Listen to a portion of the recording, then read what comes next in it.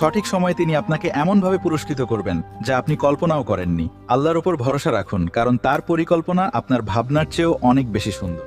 আজ থেকে আমরা আর অভিযোগ নয়, বরং প্রতিটি পরিস্থিতিতে মন থেকে বলি আলহামদুলিল্লাহ। মাঝে মাঝে জীবনটা বড্ড ভারী মনে হয়, তাই না? মনে হয় চারিদিকের সব দরজা বুঝি এক এক করে বন্ধ হয়ে যাচ্ছে। আপনি যা চেয়েছিলেন, প্রাণপণ চেষ্টা করার পরও তা পাননি।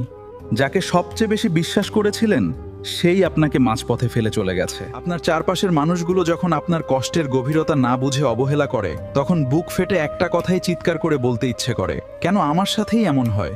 আমরা আল্লাহর কাছে অভিযোগ করি, কাঁদি, হতাশ হয়ে পড়ি। মনে হয় আল্লাহ বুঝি আমাদের ডাক শুনছেন না। কিন্তু আমরা তো মানুষ, আমাদের চোখ কেবল সামনের একটা দেয়াল পর্যন্তই দেখতে পায়। আমরা কেবল বর্তমানের কষ্টটুকুই দেখি, এর আড়ালে লুকিয়ে থাকা ভবিষ্যৎ দেখতে পাই না। আমরা একটা ভাঙা খেলনার জন্য এমনভাবে কাঁদি যেন ওটাই আমাদের জীবনের সবকিছু ছিল। কিন্তু আমরা জানি না, মহান আল্লাহ আমাদের হাত থেকে ওই ভাঙা খেলনাটি কেড়ে নিচ্ছেন, কারণ তিনি আমাদের হাতে একটি আস্ত রাজ্য তুলে দিতে চান। পবিত্র কোরআনে আল্লাহ সুবহানাহু ওয়া তাআলা কত সুন্দর করে বলেছেন, হতে পারে কোনো একটি বিষয় তোমরা অপছন্দ করছো, অথচ তা তোমাদের জন্য কল্যাণকর।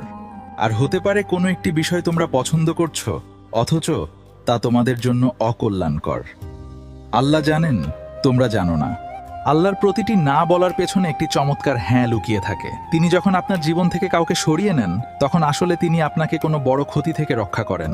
তিনি যখন আপনার কোনো দোয়া তৎক্ষণাৎ কবুল করেন না, তখন বুঝতে হবে তিনি আপনার জন্য এর চেয়েও বড় কোনো উপহার প্রস্তুত করে রেখেছেন। আজ যে কষ্ট আপনাকে রাতে ঘুমাতে দিচ্ছে না, কয়েক বছর পর পেছনে ফিরে তাকালে আপনি নিজেই মুচকি হেসে বলবেন আলহামদুলিল্লাহ। আল্লাহ সেদিন আমার মনের ওই ইচ্ছেটা পূরণ করেননি বলেই আজ আমি এত ভালো আছি। আল্লাহর পরিকল্পনা কখনোই ভুল হয় না। তিনি ভাঙা মন জোড়া দিতে ভালোবাসেন। তিনি আপনার প্রতিটি অশ্রুবিন্দু গণনা করে রাখেন। তাহলে আর চিন্তা কেন? আর কেন এই হতাশা? আপনার জীবনের দায়িত্ব যিনি নিয়েছেন, তিনি আপনার মায়ের চেয়েও আপনাকে 70 গুণ বেশি ভালোবাসেন। তিনি আপনাকে কখনো একা ছেড়ে দেবেন না। আজকের পর থেকে যখনই মন খারাপ হবে, চোখ দুটো বন্ধ করে আকাশের দিকে তাকিয়ে বুক চিরে বলুন, বিশ্বাস করুন, যেদিন আপনি আল্লাহর পরিকল্পনার ওপর এভাবে ভরসা করতে শিখবেন, সেদিন থেকে দুনিয়ার কোনো কষ্ট, কোনো ক্ষতি আপনাকে আর হতাশ করতে পারবে না। এক অদ্ভুত মানসিক শান্তি আপনার হৃদয়কে ছুঁয়ে যাবে। ধৈর্য ধরুন, ঝড় যেমন চিরকাল থাকে না, আপনার জীবনের এই অন্ধকার সময়টাও কেটে যাবে। আল্লাহর টাইমিং বা সময় নির্ধারণ একদম নিখুঁত। সঠিক সময়ে তিনি আপনাকে এমনভাবে পুরস্কৃত করবেন যা আপনি কল্পনাও করেননি। আল্লাহর ওপর ভরসা রাখুন, কারণ তার পরিকল্পনা আপনার ভাবনার চেয়েও অনেক বেশি সুন্দর।